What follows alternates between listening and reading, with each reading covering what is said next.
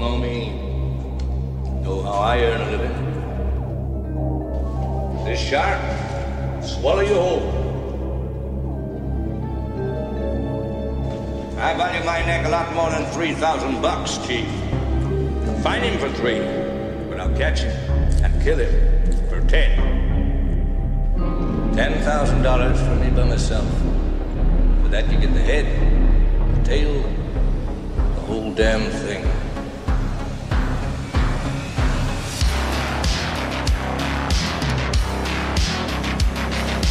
You yelled shark. We've got a Polk on our hands on the 4th of July. Mr. Vaughn, I pulled a tooth the size of a shot glass out of the wrecked hull of the boat out there, and it was the tooth of a great white. A what? You're gonna need a bigger boat. Love to prove that, wouldn't you? Get your name into the National Geographic. Now, I'm not saying that this is not the shark. It probably is, Martin. It probably is. It's a man-eater. It's extremely rare for these waters. But the fact is that the bite radius on this animal is different than the wounds on the victim. Get out of that boat!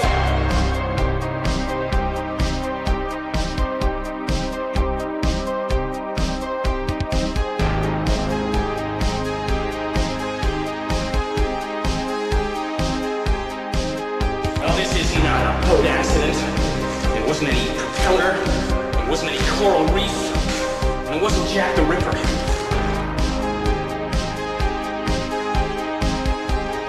It was a shark. I'll never put on a nice jacket again.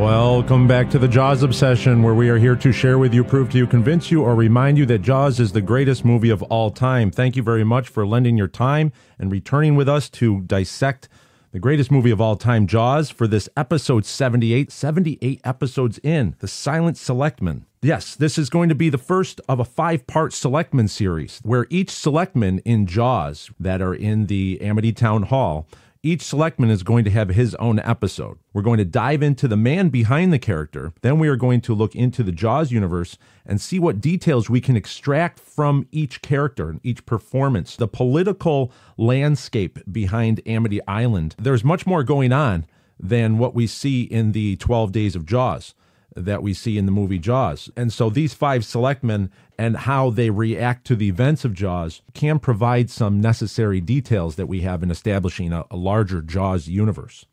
So these details should serve 2 purposes. One is to establish a political hierarchy or political history of pre-Jaws Amity. That's what that much of that I went into when I wrote the Book of Quint, in showing what Amity was like pre-1974, pre-Jaws. And that's very interesting to me. And then the second purpose of the 5-part Selectmen series will be establishing a history and character study of Mayor Larry Vaughn. Okay, he's obviously going to be number 5. That's going to be the final one. But that he has a history with all of these, with the 4 other Selectmen, and he has a history on the island. And what I always wanted to do was I wanted to see that, can we find a little bit more characterization out of Mayor Vaughn by studying the Selectmen around him, and how do they interact with other islanders? That will tell us a lot of details. And that is how a lot of my research was done when I was writing the Book of Quint, to try to establish that Amity Island has its own history. And these 5 men played a big role in the buildup of what we see when we are introduced to Amity Island as the prospering summer town that it is. These 5 men played a role in that. That's why I'm excited to get into this. And so the first Selectman that we're going into is this episode 78, is the Silent Selectman. It's Mr. Polk.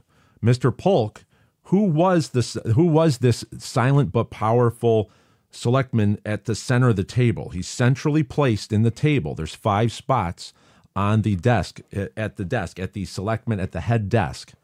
I shouldn't call it a table. It's more of a desk. It's a curved desk, and there's 5 spots, and he's centrally placed. His character's name is Mr. Polk, and he's played by Bob Carroll. Robert Carroll, also known as Bob Carroll, Carroll. Who was Bob Carroll? The history behind the man. It's little known that the man that you see on screen was a real-life politician, was a real-life businessman in Edgartown on Martha's Vineyard. While the Jaws production saved him from financial disaster, he in turn saved the Jaws production and kept it going as it went over schedule. There's a lot of details that we're going to have to get into, but what I find fascinating here, the character traits of Bob Carroll actually are into Mr. Polk, who is centrally located. And we're going to get into why is he centrally located at the Selectman desk. And that's why I'm going to establish some certain traits that come out that lead me to some theories about Mr. Polk and his history on the island.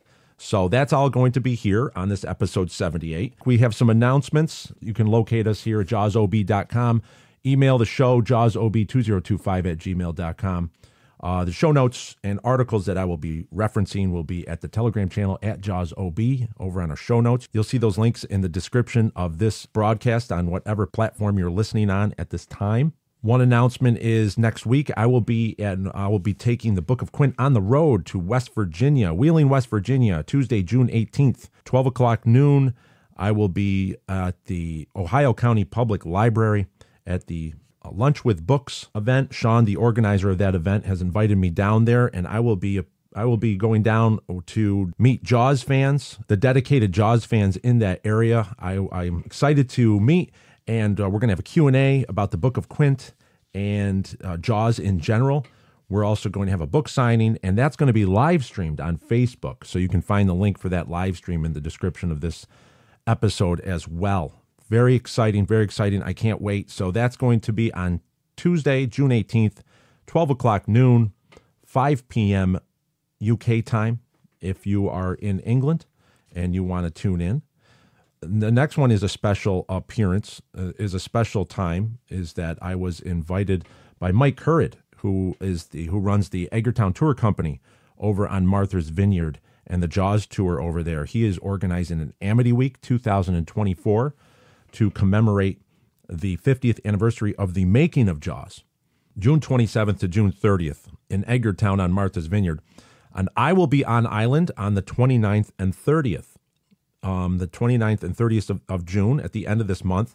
And I will be at Edgartown Books. As we approach into the summer, we're getting towards Father's Day. The Book of Quint stock is again dwindling. The publisher is having trouble getting books onto shelves over here in the U.S. And in order to alleviate some of that pressure, for the Amity Week 2024, I wanted to have a little bit of a homecoming for the Book of Quint because, as you all know, it would have been 4 years ago in August of 2020 with my visit to Edgartown and Martha's Vineyard, where I was inspired that there was a prequel to Jaws there. I was inspired to bring that into reality. So Matthew over at Edgartown Books will be welcoming myself on June 30th, Sunday at noon, over at the bookstore, where I will be donating 10 books, autographed books to the bookstore. He does have the Book of Quint there next to Jaws, and we are going to make sure that there is some more stock there as we go into the July season with the tourist activity picking up. Very exciting. Also, one book will be going to the Edgartown Library, the public library. So the Book of Quint will be over there as well. On the 50th anniversary of the making of Jaws, this will be a special occasion to see the Book of Quint actually find its permanent home there at Edgartown Books, right where it all started, where Jaws was being made 50 years ago today. And very exciting, very exciting. So there's going to be more details about that coming up. So pay attention to our Instagram. So exciting times ahead. This is going to be a busy month. It's exactly also why we're going to see in the foreseeable future a sporadic scheduling of the Jaws Obsession episodes. I have to apologize we're all over the place with the times because it takes so much time to plan and produce these episodes. And I have been extremely busy. I've been getting responses from all of you on the email about new episodes. And it's just, I want to put everything I have into these episodes, but I also want to start writing again. So before, when I was doing an episode a week, as well as writing the Book of Quint, I did not have to worry about the concerns of the marketing or the rollout of the novel like I do now. Just there's more going on outside of what we were doing before. So that's why I can't keep up with a weekly schedule on these episodes. It's very difficult, as well as with life is changing. I have a son graduating next week from high school. So we have, there's so much going on. We had first communions here. It was a very busy spring. So we have so much going on in how life changes, as well as my career working on power lines. That business picks up as it gets hotter, and things that people are using more electricity. So these episodes will be sort of updates or anchors in order to keep the ship from sailing away in the heavy storm. I apologize if we are not on a regular schedule. You just have to bear with us, especially as when I start moving ahead and get into writing. There's certain parts of you can't, when you're writing, you can't really, it's the analytical part or the broadcasting that gets in the way. And so I have to try to find a happy medium in order to deal with both sides. So thank you very much for your patience, especially in 2024, with the amount of space in between episodes and how we're not on a regular schedule. But we will get these episodes done because they're very important. They're very important. They're not just important to myself. They're important because the episodes are an addendum to the whole. And it's not just about the Book of Quint. It's about how are we going to perceive Jaws going forward. And as you're going to see, even in today's episode, someone very, very, very, that's only in 2 scenes in the movie, but Robert Carroll's performance of Mr. Polk, that there are some clues there. And it's so interesting. It's so fascinating that Jaws is just so deep. It's so rich. There's so many layers to look at. I'm excited to get into that. And that's why these episodes to me are very important in just getting them out there so they can be stamped in time and enjoyed by so many listeners. Welcome to all the new listeners. Our listening numbers have never been higher, that people are discovering the Jaws obsession all the time. And it's just exciting to see new listeners and to hear from you. And as always, I try to respond to all the emails over at jawsob2025@gmail.com. So please keep them coming in. Let's get on to the topic of this episode 78, the Silent Selectman. I'm dubbing him the Silent Selectman because he really doesn't have any lines. He's the only Selectman that doesn't have any lines. He did in the script, Mr. Polk, P-O-L-K, Polk. He did in the script, he had some lines. Even without any lines, we still have some details that we actually can extract from his performance, from Robert Carroll's performance. It's important to know the man behind the character. Why is that? And my belief is that much of the real-life personalities are behind the characters in Jaws. A lot of these people that were cast, even if they were just day player actors, or if they were really not actors, but they were just casted because they were on the island. A lot of the dialogue was ad-libbed and largely unscripted. So a lot of these performances, as you see throughout the movie Jaws, a lot of these performances are not scripted. So what it is that that's the actual person behind that performance, their mannerisms. They're largely undirected. They're just being who they are. And I think that's very interesting. So if you study the character, the person behind the character, if you study the actor or actress behind the character, you actually can pull out little details of that character. And therefore, you can be closer to Jaws. And that's what's exciting here. Because if we learn about Robert Carroll, we're actually learning about Mr. Polk. And why is he at the center of that desk? So what we're going to do now is we're going to leave the Jaws universe. We're going to talk about production, making of Jaws.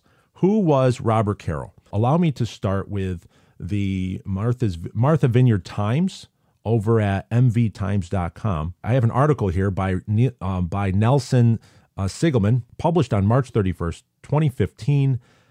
Robert Bob Carroll dies at 90. So it says Robert Bob Carroll, son of Edgartown, who with spirit, tenacity, and hard work shed poverty and overcame alcoholism and went on to become one of the town's leading citizens and to live atop the hotel he helped resurrect, from where he could survey the town he loved and all he had once owned or remade, died early Tuesday morning in the Martha's Vineyard Hospital. He was 90 years old. Dishwasher, restaurateur, real estate broker, developer, selectman, county commissioner, and for a time newspaper co-owner, Bob Carroll filled many roles over his long life. Never shy, Sometimes abrupt and fond of cursing like a sailor, Bob never forgot his hard-scrabble upbringing or lost his resentment. Forged in the dichotomy between the summer and winter Edgartown of those he determined were snobs. Quote, the island has had a lot of great characters over the years, but Bob was probably the greatest. Edgartown Town Council Ron Rappaport, whose mother attended elementary school with Bob, told the Times. Quote, he grew up poor in Edgartown, but never forgot where he came from. Despite all the successes he had in life, he lived life to the fullest and left nothing on the table. Bob was born August 15th, 1924, on South Summer Street, a poor ragamuffin in a room his mother rented for $4 a week, he told the Vineyard Gazette in January 19, 2012 interview. As a young man, he did what he could to earn $1. It was the Depression, and money was hard to come by in Edgartown. He joined the Army in World War II and traveled far from home to a small island in the Pacific named Iwo Jima. The turning point in his life was the day he became sober. Quote, I was a very bad alcoholic, he told the Gazette interviewer. Quote, I came from a long line of drunks. When I got sober, I started to get respect. I found if I could stay sober, I could do almost anything I wanted to do. Sober and determined, Mr. Carroll became a successful businessman and influential political leader. He married Lucille G. Hillman on November 11, 1950. The marriage would produce 4 children prior to their divorce. He was also married for many years to Rebecca Welton. In the 1950s, he purchased a small coffee shop. He later rented a building on the water that would become the Seafood Shanty restaurant. In 1965, he bought the Harbor View Hotel. It was not an immediate moneymaker. Author Nis Kildegard described the turning point in his book Harbor View, the hotel that saved a town. Quote, in 1974, 50 years ago, with the expenses of buying and expanding the Kelly House weighing heavily on his books, Carroll was closer than ever to violating his personal code of paying every bill on time. But then came financial salvation in the sort of windfall we expect only from Hollywood. A young filmmaker named Steven Spielberg was planning to make a movie on Martha's Vineyard. Its name was Jaws. Bob Carroll estimated that by the time filming was done, he and his various Edgartown enterprises, which by then included 2 hotels, the Seafood Shanty restaurant, Edgartown Marine, which helped outfit the boat's shooting scenes on the water, and his Carroll and Vincent Realty business, which arranged pricey rentals for key members of the movie crew, made more than $1 million from the filming of Jaws. Nearly 4 decades after the success of Jaws, Bob, who was cast as a selectman in the fictional town of Amity, received regular residual checks from the blockbuster film. I first heard of Bob Carroll when, back in 2020, when I went to Martha's Vineyard for the Jaws tour with Edgartown Tour Company with Mike Currid, and I stayed at the Kelly House. And the Kelly House was ground zero for the Jaws production. And I was on the phone with a nice lady. I do not know her name, but she was involved with the Kelly House, the booking of the rooms for many years. And she had all these stories about Bob Carroll. And she basically said it was him that saved the Jaws production, that if it wasn't for Bob Carroll, Jaws would have never really got off the ground on Martha's Vineyard. And even if it did get off the ground, it never would have made it past the shooting schedule, overages, and all the problems that the Jaws production had if it wasn't for Bob Carroll and his connections and his properties keeping the production alive. And I thought that was fascinating. So that name always stuck with me. And then, of course, she said he played one of the Selectmen. So we know that Bob Carroll was also in the film, that he was cast in the film because he was right there around the set. He was a very big personality, and he's still talked about on Island in a very, very big way. There's another article from mvmagazine.com, which I will post, that the influence of Bob Carroll. He started the Seafood Shanty. He owned the Harbor View Hotel. He helped shape a town as well as an island. Now in his late 80s, he lived in a penthouse looking out over the Edgartown light, far from his poor roots. This is an article by Elaine Pace from May of 2012 on Martha's Vineyard Magazine.com. I'll post this over on the show notes.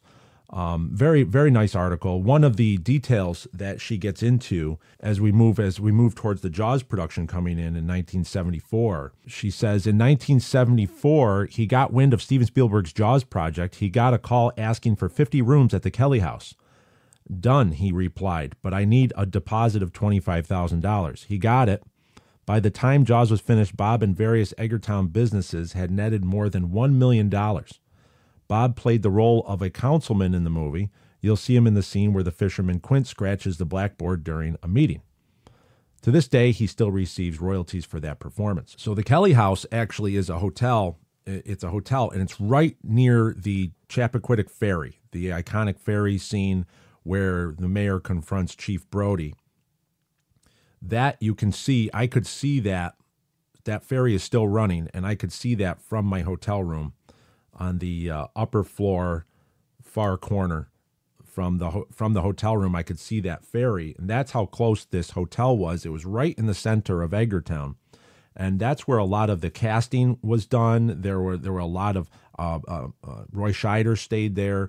There was a lot of the production crew all stayed there. The Jaws production took 50 rooms, which is very interesting, from around May all the way into August. Okay, so that's a pretty good sum of money. I want to jump over to Carl Gottlieb's mention of Bob Carroll in the Jaws log. Carl Gottlieb's book, the iconic book, The Jaws Log, which is the making of Jaws, from the notes that screenwriter Carl Gottlieb kept on set. On the pages 74 and 75, see, Carl goes into describing how difficult it was on Martha's Vineyard, in that there's multiple jurisdictions, there's multiple towns set up with multiple rules, zoning laws, and political factions that are set up. So if you wanted to shoot a movie all over the island, there were political hurdles to navigate. He writes in his book, The Jaws Log, Carl writes, most of the company's initial business was finding quarters for the crew. In this respect, we became a big tourist family with a couple of $1 million to spend, arriving a little off-season.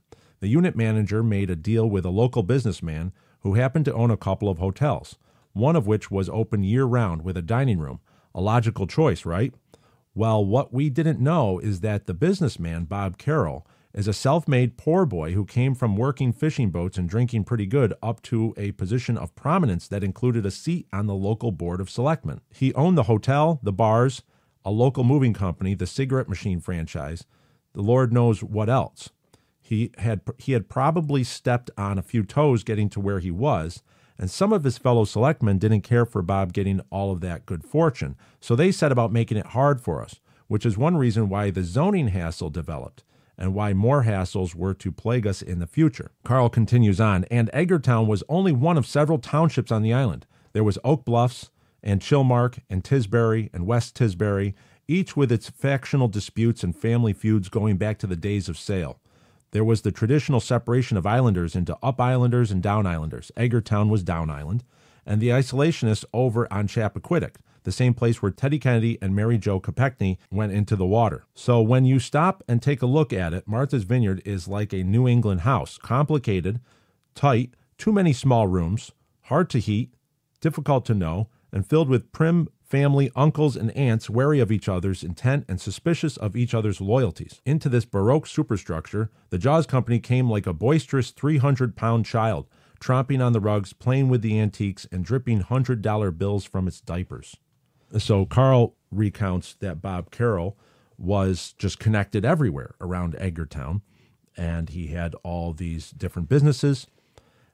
That was a double-edged sword. That would help Jaws, but it also would create some resistance because some other selectmen or some other towns maybe didn't like the fact that Mr. Carroll was making money. So they would make it hard for Jaws to continue in other areas. Very interesting. There was a lot of political dealings. There were a lot of hurdles being placed for the Jaws production, which is what led to so many delays and so much stress. We all hear about some of the famous letdowns, the shark not working, the shark is broken and all that. But what we really don't see, like even before the shark even got onto the island, there was already hurdles being thrown at the Jaws production from just towns not cooperating or zoning laws and people taking them to court or fines being imposed. And Robert Carroll would have to actually work to help pave the road, make it smoother in a way. So let's continue on here. I want to move over to I want to move over to Edith Blake's book, The Making of the Movie Jaws, on location on Martha's Vineyard. She mentions Bob Carroll quite often throughout the book.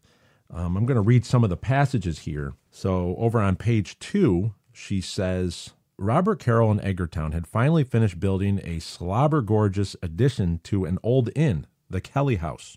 The addition had gone slowly, managed to run $300,000 over the estimate, and not made its planned summer opening until Thanksgiving. So it had been a case of all outgo and no income. The restaurant was an unexpected success, but rooms were vacant. Things were tough. So what she establishes that in 73, the year before Jaws production came about, is that Bob Carroll already bought this Kelly House hotel. He did some renovations to it, but he was really in the red. He was going down in debt, and the tourist season was slow. We also have to look at the time there was a depression going on, so the vacationers were not as plentiful. Let's all keep that in mind. I'm going to skip ahead to page 18 here, where Edith Blake continues on. It suggested several times that Bob Carroll play the mayor, but he turned it down, feeling that with hotels, restaurants, and boatyards, he had enough to do. Murray Hamilton, a professional actor, was hired instead, and throughout the scenes of political harangue, he kept asking Bob, why the hell didn't you play the mayor? You're perfect. So what she also says, and that's going to be mentioned, it's mentioned also later on in Memories of Martha's Vineyard in Matt Taylor's book, that they actually at one time, Sherry Rhodes, I believe, suggested Bob Carroll play the mayor in the movie. When Murray Hamilton came in, and Murray Hamilton was witnessing Bob Carroll work the political phone lines, so to speak, to make the road smoother for the Jaws production. And Murray Hamilton was saying, why the hell didn't you play the mayor? You're perfect. Very interesting. Very interesting. That is a very big clue right there that helps me establish, in my view, who Mr. Polk really is.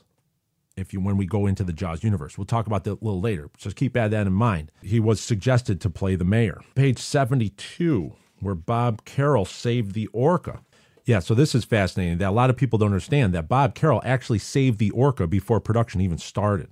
Let's go into this little line here. Page 72 of Edith Blake's book, On Location on Martha's Vineyard. Okay, so you're talking about the Joe Alves Pride on the waves in the dark, the Orca.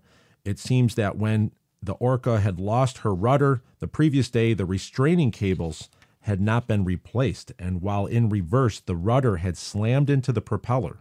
This promptly attempted to munch into the rudder, which refused to be munched, so the result was a bent prop. The old tub, rather the Orca, vibrated more than necessary after that. Jaws divers went down to appraise the mess, and she was about to be hauled out by Larry Grant, owner of the Chappie Ferry, using a sling and the yacht club hoist on the coal wharf, when Bob Carroll just happened on the scene. Bob had once been a fisherman, what islander hasn't at one time or another, and realized that picking the old boat up by a sling would break her back. He swears he was not actually drumming up trade for his boat yard when he suggested using his yard's hoist and doing it right. So what you have here is you have a moment where the Orca had a bent prop, and they were going to lift the Orca out with one sling over at the yacht club. And Bob stepped in and said, whoa, that's an old wooden Nova Scotia fishing boat. That's going to break the boat's back if you don't do it the proper way. Bring it down to my dock where we have the proper boatyard and proper hoist to lift a vessel of that size. And that's just what they did to make those repairs. Ironically, that's what happened if you listen to episode 19, the fate of the Orca, of the Jaws obsession. John Tedder came on the show to discuss about what happened to the Orca in the backlots of Universal. And it was waterlogged, sitting in the water, and what happened is they went to lift her up, and it broke because they didn't lift her up with the necessary slings. They didn't lift her up in the proper way. That if you were experienced with lifting boats out of the water, maybe they would have saved the Orca. However, this was going to happen before the movie was even filmed, and it was Robert Carroll. Bob Carroll stepped in and said, and he brought them down to his boatyard that he owned and said, let's do it the right way. Wow. That's an amazing revelation. I actually just discovered that just now by putting two and two together here. I don't think that this man is given enough credit. And when I always said that's one of the special things about the Jaws obsession here is that we like to highlight the unsung heroes that made Jaws a successful film. There were so many hands in this in the production, and this is one of those people, Bob Carroll, and he just came out in a major way with all of his businesses at the right place at the right time. What are the odds? What are the odds that, you know, that they selected Edgartown and there was this guy here and he was able to come out and help make Jaws a success, even up to and including saving the Orca, which had a bent prop at the time. I'm going to continue one more spot from this on location on Martha's Vineyard. So there was a big delay going on with weather, with all the 4th of July scene. You had Peter Benchley was there doing his reporter scenes, and all these extras were there, and there was a delay. After lunch, more rain fell. Finally said there was a break in the weather, and they said, okay, let's go filming. And the male extras were collected, and the whole shooting match descended on the Norton and Easterbrook's wharf, in no way increasing the efficiency of the boatyard, getting boats overboard for the opening of the racing season the next day. The man running the dock said, no, you can't usurp this place now. So he was telling the Jaws production, no, we can't move you in. We can't launch your vessels at this time. We have a long line of vessels that are already waiting. So someone in the production office called Bill Gilmore, the Jaws production executive, who was in New York. He then called Bob Carroll in Edgartown, who said, quote, sure, use the dock. At this point in the Jaws endurance test, both the Kelly House and Norton and Easterbrook's boatyard had been saved from financial disaster through the courtesy of Jaws. So Bob Carroll reasoned turnabout is fair play. So because at this point, because the Jaws production spent so much money on Bob Carroll's businesses, the Kelly House, Harborview Hotel, Norton and Easterbrook's Wharf, these are the docks where the boat lift, where they actually strung the tiger shark up. There was so much production time that was renting those areas out that later on, Bob was saying, they helped me out. Now I'm going to help them out. I have a clip from Bob Carroll in an interview. The audio is kind of hard. I'm going to try to really increase the volume here, and if we can all listen, he's going to tell a story about how he was able to listen to what he talks about. He tells a story about the tiger shark scene on his dock. I remember, as I told you, I was at Edgartown Parade at the time and other things. And I was in New York, and they got a call from the manager, and he said, all the yacht people are bitching because they're carving a dead shark open on the dock. So what do I do about it? Tell them to get the hell out of the way. I've made more money in a week on Jaws than I would them in a lifetime. You know, I don't get the hell out of there. It was fun, doing a lot of things like that. So do you see? So what he was saying right there was that there was a very big problem with that shark. It was rotting, and the smell was going all over the island. And they were under the lights, and they were doing the scene there with on the wharf.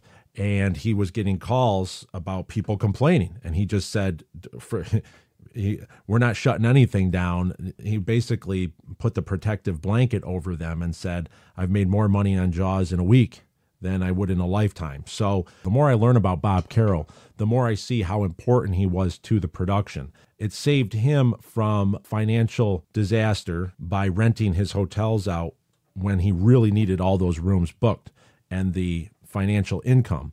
But in turn, he was able to protect them from getting shut down because from shut down and from complaints, even little things like the smell of the shark. I want to go over here to my copy of Jaws Memories from Martha's Vineyard by Matt Taylor. This maybe reinforces a little bit more on just how special Robert Carroll was to the set of Jaws. There was an area behind the Harborview Hotel where they were working on props. Marty Milner, we had him on for episode 50 on Jaws Obsession, that he was the construction foreman, and he was detailing how they were building props. The cabanas for the beach scenes were being worked on in a lot behind the Harborview Hotel, and that's where they were almost shut down because the local zoning laws did not allow for construction to be in that area. To the filmmakers' bewilderment, officials declared the work unlawful and the boatyard improperly zoned for the construction of movie props. Studio emissaries anxiously awaited their fate, while board members retreated to the town hall to deliberate the matter. The following morning, the zoning board sank its teeth into Universal's underbelly by issuing a cease and desist order. Rules were rules, and despite the financial benefits Jaws was bringing to the community, local administrators intended to abide by them. Once they came after us, we just couldn't pack up and move to another boat shed, explains Alves. There wasn't any place on the island zoned for set building because there had never been a movie that made there before.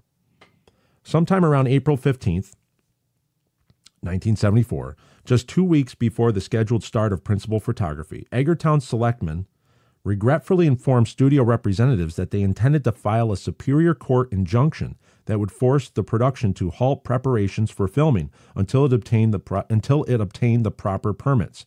Edgartown Selectmen apologized for the setbacks, promising to do what they could to guide the troubled studio through the weeks-long permitting process.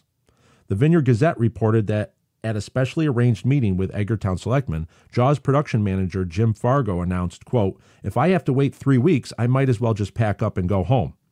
Miffed by the legal haranguing his new cash cow had been forced to endure, Bob Carroll, himself a former Edgartown Selectman, drew on 30 years of local political experience to swing the troubled production back on track. Quote, "Bill Gilmore said he was having some real difficulty with certain people in town and asked me what the hell they should do," Carroll says. Quote, "I told him they ought to put a few of the troublemakers in the movie, and they did. Whether that was the reason things quieted down or not, I don't know, but everything went a bit more smoothly after that."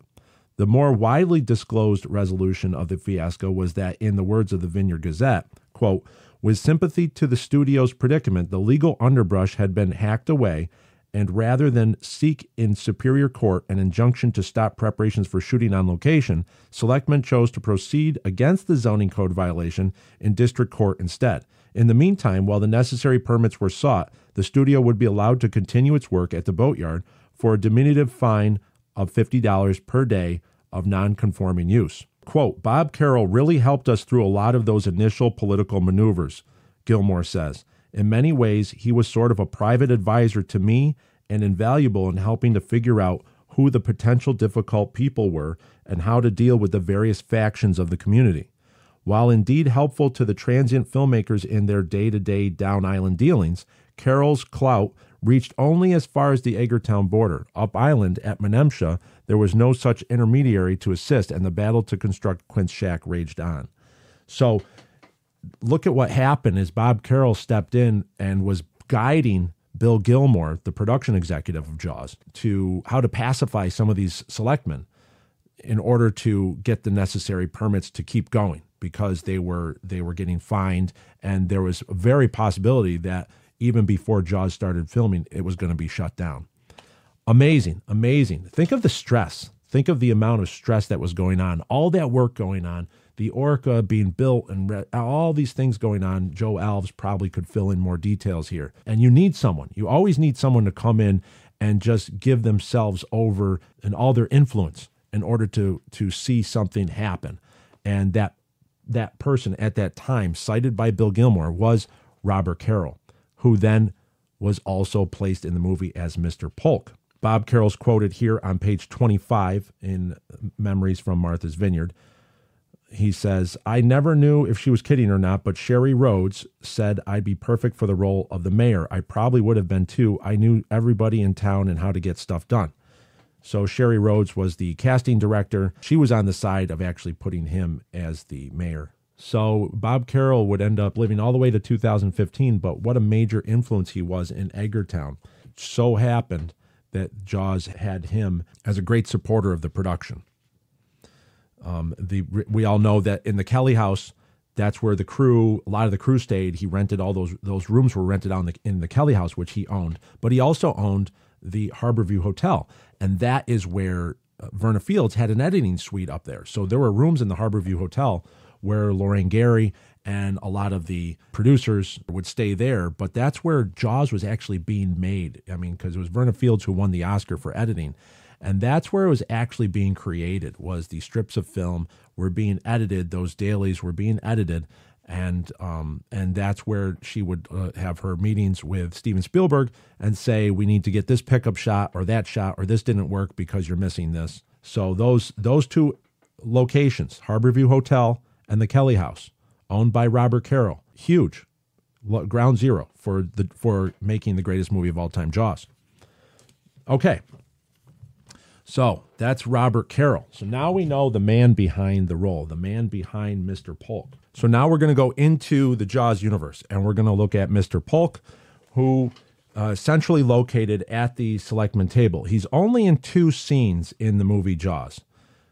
He's in obviously the town hall, the Amity scene, the Amity Townhall scene where we see all 5 selectmen together. But then he appears later when they're installing the beach closed signs. So let's go over these 2 scenes. And what I'm looking at is the clues I'm looking at show me that Mr. Polk was actually the former mayor. He was the former mayor of Amity. That if we read in the Book of Quint that Larry Vaughn is actually starts out as a selectman. But there is talk of that he's not the mayor yet in the Book of Quint, and then he ends up winning election and becoming mayor, the mayor of Amity. But who was the mayor prior to Larry Vaughn? And I believe it is Mr. Polk, because Mr. Polk is centrally located. So he's one of the senior guys, the senior selectman, maybe not in age, as we know, that it looks like there's other older selectmen. We don't even know that there's a shark around here. Look, I can't argue with you. I can't talk to you. Okay, so we see in the back here, we're seeing that in this crowd, we actually can see Mr. Polk, played by Robert Carroll, standing next to Harry Kiesel, and Mrs. Thompson was talking to Mr. Denherter, and then we have Mr. Posner, who takes his family into the water on the 4th of July beach. So they're all grouped together around and Mayor Vaughn, and then Mayor Vaughn says they're going to go back to the Gazette. She's advertising out of town. council chambers. People are going to be all over New England. Are going to Back to council chambers where we'll have more room. Not only that, but I'm responsible for public safety. Then go out there tomorrow. So as we're moving back to the council chambers, you can actually see Mr. Polk in the back, and he's actually holding the ear of all the selectmen, even though Mayor Vaughn is leading the way here. So now I'm watching them as they file into the room. You can see that the selectmen all come around the curved desk here, but they take specific seats. They sit in very specific seats. Let's have water, please. Very interesting is that you'd have the mayor. You would think Mayor Vaughn would have the central spot, but he doesn't. The central spot is actually Mr. Polk. So that is a big tell there. That's a tell that Mr. Polk actually had the center table at one time. He would have been the mayor. And now he's just holding that seat. That's his seat until he vacates the selectman spot. But now Mayor Vaughn is to his right. So the Mayor Vaughn is his right-hand man. Mayor Vaughn now is the mayor. That's what's very interesting, is that you have this political hierarchy. If you just see the way everyone is sitting in proportion to Mr. Polk. And then you have Mr. Posner, who is on the right side of Mayor Vaughn. Okay. Then you have in the center, Mayor Vaughn, Larry Vaughn, and then in the center you have Mr. Polk. To his left, you then have Mr. Denherter, and then on the very end, you have Mr. Harry Kiesel, Bad Hat Harry Kiesel. Okay. So these are the 5 selectmen, but they're specifically placed. They don't just, the first guy doesn't come in and take the far seat. They actually go around and position themselves in certain spots. I find that very interesting, and I find that as a very big clue in how they are sitting. So we have to recognize that. So we have to recognize that Mr. Polk, played by Robert Carroll, who some say was going to be the mayor, okay, until Murray Hamilton arrived, until the production decided to get Murray Hamilton. As it was reported by Edith Blake, Remember, Murray Hamilton, a professional actor, was hired instead, and throughout the scenes of political harangue, he kept asking Bob, quote, "Why the hell didn't you play the mayor? You're perfect." So even Murray Hamilton might have actually taken a lot of his notes on how to posture as a politician from Robert Carroll, from watching Robert Carroll dealing with the political hurdles and the diatribes that were going on behind the scenes. So I think there was a lot of influence. If you look at some of these on-set photos, these men were hanging out together an awful lot. If you watch the interview that's on YouTube, I'll post the interview in our show notes. Bob Carroll talks about Murray Hamilton and the actor Murray Hamilton coming over to his house for dinner. So I think Murray Hamilton was taking cues from Bob Carroll on how to portray as a politician on screen. Very interesting. So what I see here is that Mr. Polk would have been an influence on Larry Vaughn on how to get through a political disaster like what's happening in Jaws with the disappearance of Chrissy Watkins and then all of a sudden the attack on Alex Kittner. Any special questions? Is that $3,000 bounty on the shark in cash or check? I don't think that's funny at all. I'm sorry. All right. Okay, now this is very interesting.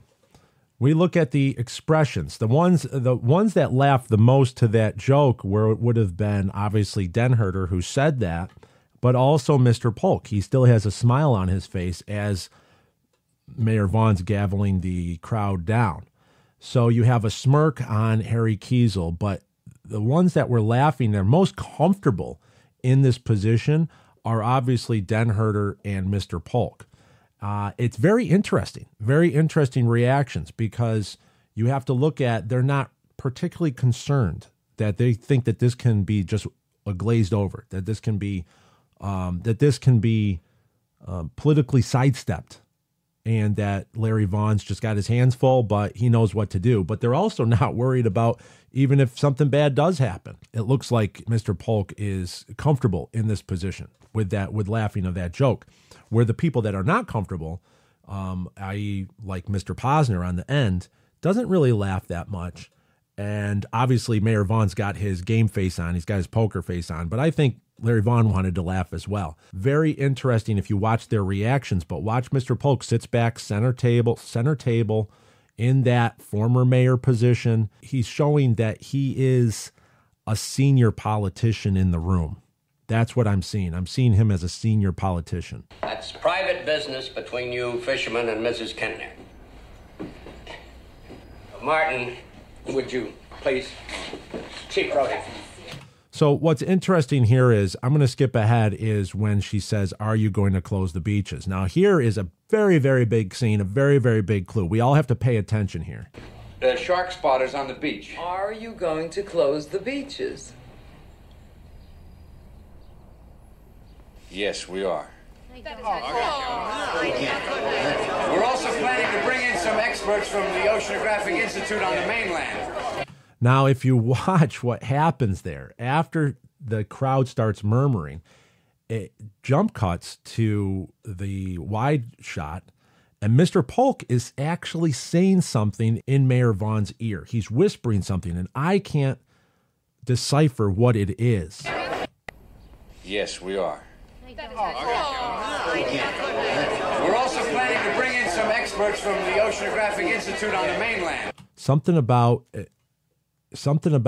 it's dead or he's dead. We're also planning to bring in some experts from the Oceanographic Institute on the mainland. Or the kid's dead. There's something, I've watched this a number of times, and I cannot, because he's facing away from the camera, you cannot make out what exactly he's saying. Also planning to bring in some experts from the Oceanographic Institute on the mainland. See, so Roy Scheider's kind of talking over him. Yes, we are. But he's talking to Mayor Vaughn. We're also planning to bring in some experts from the Oceanographic Institute on the mainland. And immediately, as he says that to Mayor Vaughn, what is Mayor Vaughn's reaction? Only 24 hours. I didn't agree to that. Only 24 hours. So only 24 hours. So Mayor Vaughn jumps into only 24 hours because he's hearing what Mr. Polk is saying in his left ear. That means that Mr. Polk, I believe, has a lot of influence. The silent selectman has a lot of influence here in the room. And he's saying what he's saying is actually Larry Vaughn's taking as he's right. So he jumps into only 24 hours. So I believe what he's saying is something along the lines of, we're dead, or if he does that, we're not going to collect taxes, we're dead. Now, what I did was I cross-referenced to his only line that's in the script, the Benchley Gottlieb script that's on page 24. If you look, it says, 2 opinions have been expressed and the crowd takes sides, vociferously ad-libbing assent or dissent, depending on the point of view held forth. Way down it says, Mr. Polk, his one line is, we'll lose business, we lose taxes, we lose our shirts. So we know that Mr. Polk was for keeping the beaches open because he didn't want to lose business, he didn't want to lose taxes, and he didn't want to lose their shirts. Now, I'm going to defer over to page 130 of Jaws Memories from Martha's Vineyard, and I'm going to read a quote by Bob Carroll himself. He says, a lot of the dialogue in Jaws was improvised. That's the way Spielberg wanted it. During the town hall scene, we were waiting to get going, and they decided to have Al Wilde, who plays Harry Kiesel, and me do a little improv about closing the beaches, just off the cuff. I was arguing in favor of keeping the beaches open, and Al was doing just the opposite. We did 3 or 4 takes, and it was pretty damn good. Murray Hamilton said it was some of the best improv he ever heard between 2 amateur actors. If I had known Verna Fields was going to edit it out, I would have gone over to her editing suite at the Harborview Hotel and given her hell. So Bob Carroll actually had a dialogue scene that was filmed. They filmed 4 takes between Mr. Polk and Bad Hat Harry. Bad Hat Harry was arguing to close the beaches, and Mr. Polk was arguing to keep them open, like the former mayor would do, like he whispers into Larry Vaughn's ear here, and Larry Vaughn immediately says only 24 hours, makes the decision on the snap there that they're only going to close the beaches for 24 hours and then open them back up without even discussing it with Chief Brody. So very interesting. All these little clues point that Mr. Polk definitely had a very high prominent position, not just as a selectman, but as a town politician. So that's where I am determining that he was the former mayor before Larry Vaughn, centrally located on the desk. And then eventually he's going to move on, and then Larry Vaughn would slide over into the center spot. How about that? That is very interesting. I just think that's fascinating. And that before I did this, I really never noticed Mr. Polk saying that line to Larry Vaughn. What do you think? If you watch that scene over again, what do you think he's saying? I would love your interpretations. If anyone out there can isolate that sound any better and figure out exactly what he's saying to Mayor Vaughn, that would be a very big clue. But what I think it's generally in the lines of losing business, lose taxes, we're going to lose our shirts. Then Quint comes in with his nails down the chalkboard, and we really don't see Mr. Polk after that. Whole damn thing. Yeah, see, so Mr. Polk is now behind Mrs. Taft.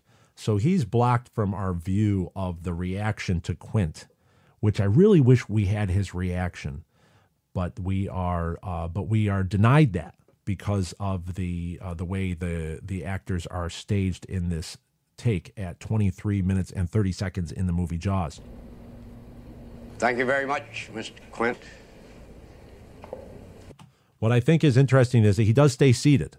So he does stay seated. He doesn't stand up like Mayor Vaughn and Mr. Denherter does. Remember, Denherter stands up as well. So we're going to get into that when we have Denherter's episode as well. What's going on here?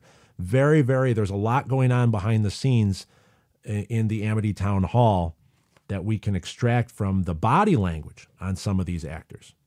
We'll take it under advisement. Mr. Mayor, Chief,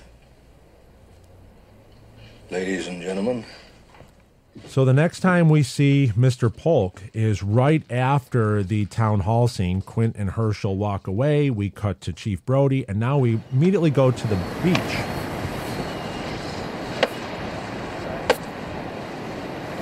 We go to South Beach.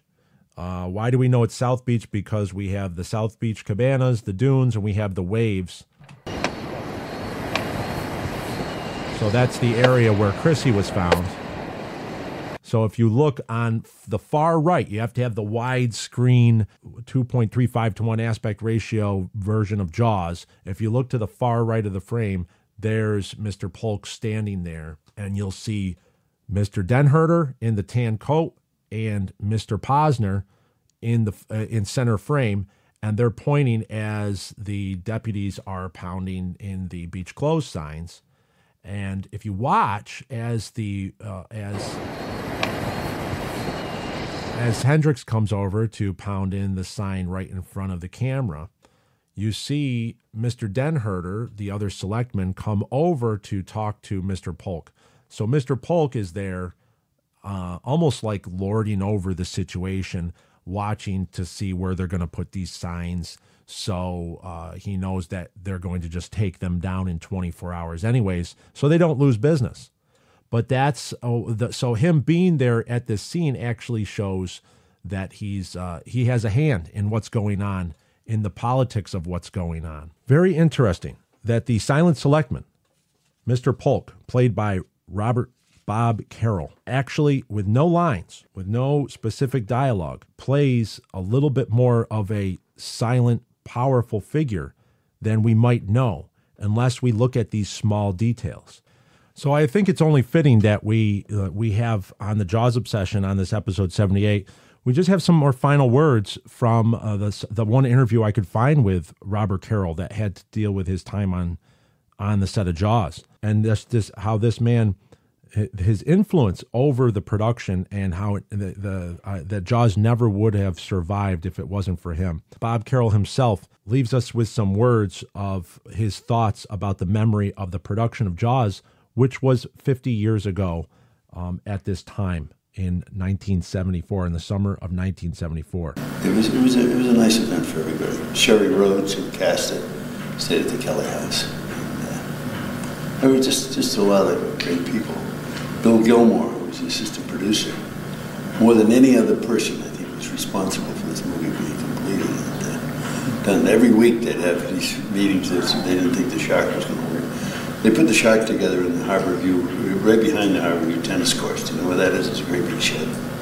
Belonged to Edgartown Marine, which I owned at the time. And that's where they built the shark and worked on it. And Bill was the one who kept saying, no, it's going to work, it's going to work. And it finally did. So it was a great experience. Words from Robert Carroll about how the shark finally did work, and Bill Gilmore, he credits Bill Gilmore as the one person that actually, that the Jaws would never have survived if it wasn't for Bill Gilmore. But I would also say that if it wasn't for Robert Carroll, Jaws would never have survived as well. So thank you very much for learning about the silent selectman, Mr. Polk, on this episode 78 of the Jaws Obsession. And thank you for your time and listening. Show me the way to go home. I'm tired, I want to go to bed. I had a little think about an hour ago, and it's gotten right to my head. Wherever I may roam, by land or sea or home.